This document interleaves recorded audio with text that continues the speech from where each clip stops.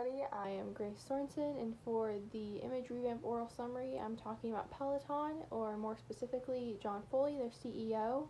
Susanna Butler wrote an article on him called Meet the Man Who Founded Peloton and Made Millions on October 27, 2020. She said that he came from a straightforward family. His father was a military guy who fought in Vietnam and then became a pilot for Delta. His mother was what Susanna called a homemaker. He grew up in Texas, and then their family moved to the Florida Keys, where he went to high school.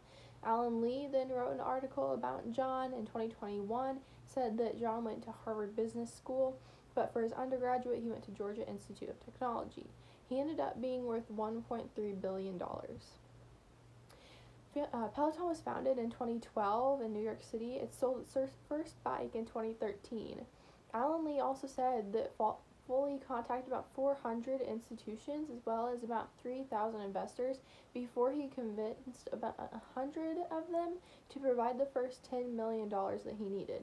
The issue with funding continued, and Foley had to clean the office bathrooms because he couldn't afford to hire support staff on top of the engineers needed for his core operations.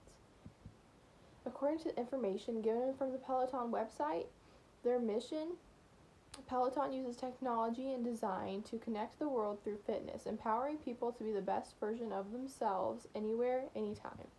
Their values: put members first, operate with a bias for action, empower teams of smart creatives, be the best place to work, and together we go far. So where's Peloton now? When the nation went on lockdown, their usage shot up. On March 25th, for the first time, more than 1 million workouts were taken in one day by Peloton members. In April, its debut Live From Home ride broke the previous records for largest live class with over 23,000 participants. Eben Shapiro said, in his Peloton CEO John Foley Talks About Cheaper Bikes and Making the Most of Staying Home article on May 2020. The first issue with Peloton was the leak. Iman Barrett wrote an article on January 21st, 2022, saying that CNBC reported that the company was halting production of its fitness bicycles and treadmills following a crash in demand. Peloton's shares closed down 24% at $24.22 each, erasing $2.5 billion from the company's market cap.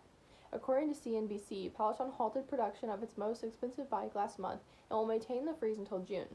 Peloton will also stop productions of its treadmill for the next 6 weeks, CNBC says, and scrap production of its more expensive Treads Plus machines for the remainder of its fiscal 2022, which runs until July.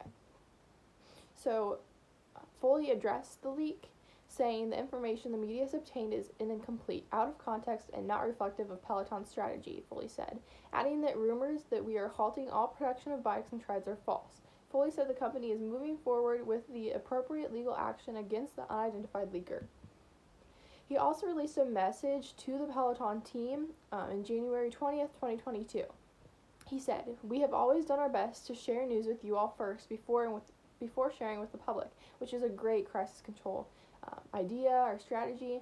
This week, we've experienced leaks containing confidential information that have led to a flurry of speculative articles in the press. The information the media has obtained is incomplete, out of context, and not reflective of Peloton's strategy. It has saddened me to know you read these things without the clarity and context that you deserve. Before I go on, I want all of you to know that we have identified a leaker, and we are moving forward with the appropriate legal action. But moving forward, I want to take a moment to talk about some of the changes with you directly. There are about 2 more paragraphs which you can read on the Peloton website, but that's the first paragraph, which I believe is the really necessary for you guys to hear. John Foley's net worth slid to about $350 million after the news report triggered a 24% drop in the fitness company's share price. They also had issues with their treadmill and their cycle. Their treadmill had issues where one child died, and many children and pets were actually injured. Even adults were injured, being sucked underneath with the burns.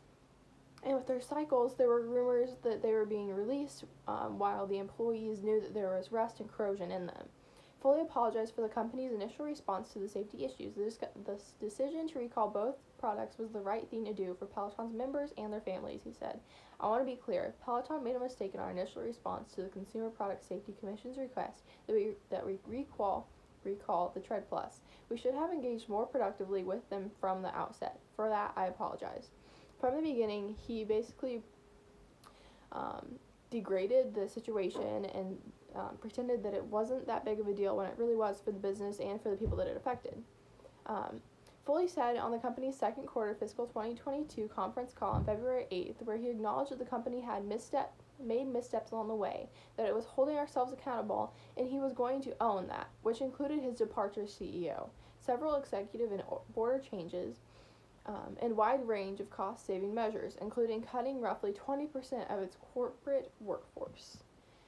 So, to address what he did right, what he did wrong, what could be better, I'm going to go through the components of the 8 Ds, which we discussed in our crisis communication lecture.